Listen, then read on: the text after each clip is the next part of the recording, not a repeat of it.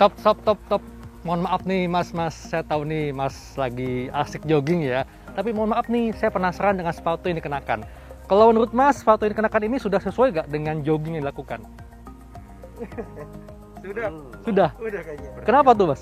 Kalau mas belum, kenapa nih mas? Terlalu keren buat lari ya? Saya masih terlalu Terlalu berat? berat. Oke, kalau mas udah cocok nih? Udah, yang penting nyaman aja. Ringan ya? Ringan. Waduh. Oke deh, silakan mas. Lanjut lagi. Oke. Pemirsa, olahraga merupakan salah satu cara kita untuk menjaga kesehatan. Tapi ada satu hal yang patut kita perhatikan, yaitu outfit saat kita olahraga, yaitu sepatu. Di Hidup Sehat Plus kali ini saya akan berbincang dengan Dr. Z Boroh, dokter olahraga, untuk membahas sepatu seperti apa yang sesuai dengan jenis olahraga dan bagaimana cara memilihnya. Penasaran? Ikuti saya.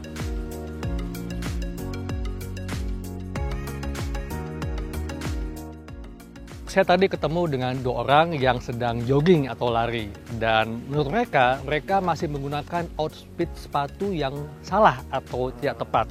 Nah, sebetulnya dok, bagaimana sih kita memilih sepatu yang tepat sesuai dengan jenis olahraga yang kita lakukan? Oke, pertanyaan sangat bagus ya dok ya. Memang di sekarang ini yang kita ketahui adalah banyak orang berolahraga tidak menggunakan sepatu yang sesuai dok. Ya. Yang pertama yang perlu kita harus lakukan untuk mengetahui bahwa ini kita sudah menggunakan sepatu yang benar untuk olahraga. Pertama ya olahraganya dulu. Betul, jenisnya dok ya? Iya, jenis olahraga apa dulu ya? Olahraga badminton kah? Bahkan olahraga tenis pun juga bisa beda gitu. Atau sepak bola dok ya? Iya, betul. Nah yang kedua, kenyamanan. Jadi pada saat kita memilih sepatu harus nyaman dulu dong. Nyaman ini dalam artian sesuai ukurannya pasti dong? Iya, sudah pasti itu ukurannya sesuai. Tapi nyamannya dalam arti bahwa kanan kiri harus nyaman. Oh, Nyaman. Kadang-kadang kita pakai sepatu kok kanannya kurang nyaman nih, yang kiri kok biasa gitu. Harus nyaman dua-duanya. Jadi kanan kiri harus nyaman, gitu dok. Nyaman ini apakah termasuk juga beratnya dok? Kan ada olahraga tertentu yang memang menggunakan sepatu yang ringan dibandingkan yang lain. Apakah termasuk itu? Nah, ringan ini tentu saja sesuai dengan olahraganya apa sih dok? Benar banget. Jadi ada olahraga yang tidak harus ringan, seringan mungkin sepatunya. Misalnya apa? Sepak bola misalnya, nggak harus ringan, gitu ya. Yang harus ringan itu biasanya adalah jogging. Iya. Gitu. Biasanya adalah jogging karena dengan ringan selain nyaman meningkatkan kinerja, meningkatkan performa gitu ya. Selain nyaman meningkatkan juga menghindari terjadinya cedera.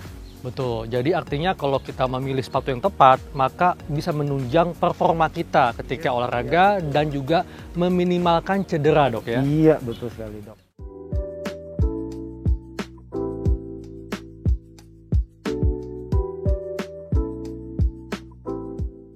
Misalnya nih, kita sudah memilih sepatu sesuai dengan jenis olahraganya. Iya. Dan sepatu itu kan ada yang pakai model tali dan nggak bertali. Kemudian ada juga yang solnya tinggi atau rendah. Nah, apakah ini juga mesti kita perhatikan ketika kita memilih sepatu, dok? Pemilihan sepatu dengan melihat solnya itu penting juga. Postur kakinya bisa beda.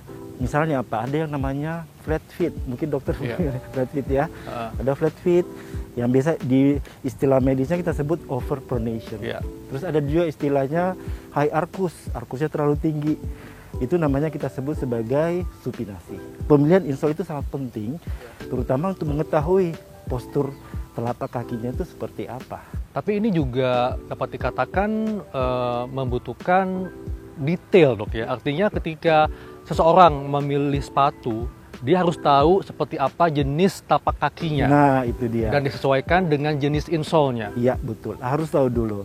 Nah memang sih pemakaian insole ini harus mengetahui dari pertama tadi itu dulu, mengetahui jenis telapak kaki. Yang kedua adalah bahwa insole itu penting untuk kita menggunakan yang lebih tebal, terutama pada olahraga-olahraga yang membutuhkan banyak pressure. Hentakan ya? Iya betul, lari misalnya atau jumping. Salah satu tujuannya kita harus memilih sole yang tebal atau yang sesuai dengan kondisi telapak kaki kita.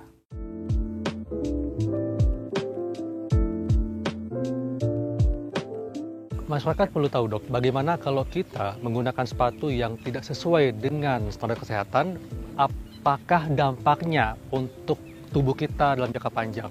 cedera, Dok. Cedera, Iya. itu jangka pendeknya? Kapan juga bisa cedera juga gitu. Intinya adalah cedera itu bisa akut, bisa kronik, bisa menahun bertahun-tahun gitu ya, Dok ya. Cedera yang biasanya muncul fase akut itu adalah ankle sprain misalnya. Karena salah milih insole, salah milih sepatu bisa terjadi trauma pada saat itu. Ini apa nih, Dok, bahasa awamnya ankle sprain Ankle tadi? sprain. Ankle sprain tadi. Pergelangan kaki yang terkilir. Terkilir? Gitu, iya gitu, Dok. Yang kedua, mungkin ini sangat erat hubungannya dengan para pelari ini. Kita sebut sebagai plantar fasciitis, Dok.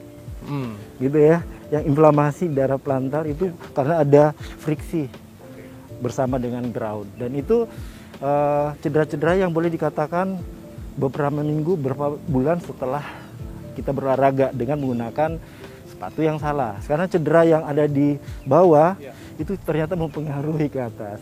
Gitu, mempengaruhi bisa ke lutut. Bahkan ada beberapa pasien saya, Dok, yang rajin berolahraga dengan menggunakan sepatu yang salah bisa ke back. Jadi ini sebagai low back pain. Wow. Jadi dampaknya bisa ke otot bagian atas dan juga saraf, Dok ya. Iya, bahkan betul. ke tulang juga ya. Bahkan ke tulang. Bisa terjadi kita sebut sebagai stress fracture, Dok. Stress fracture itu adalah fraktur dalam bentuk retakan yang tanpa kita sadari, pelan-pelan gitu, kesalahan menggunakan sepatu atau cara berolahraga yang salah bisa terjadi stress fracture. Secara fisik kan ada perbedaan nih bentuk kaki perempuan dan laki-laki.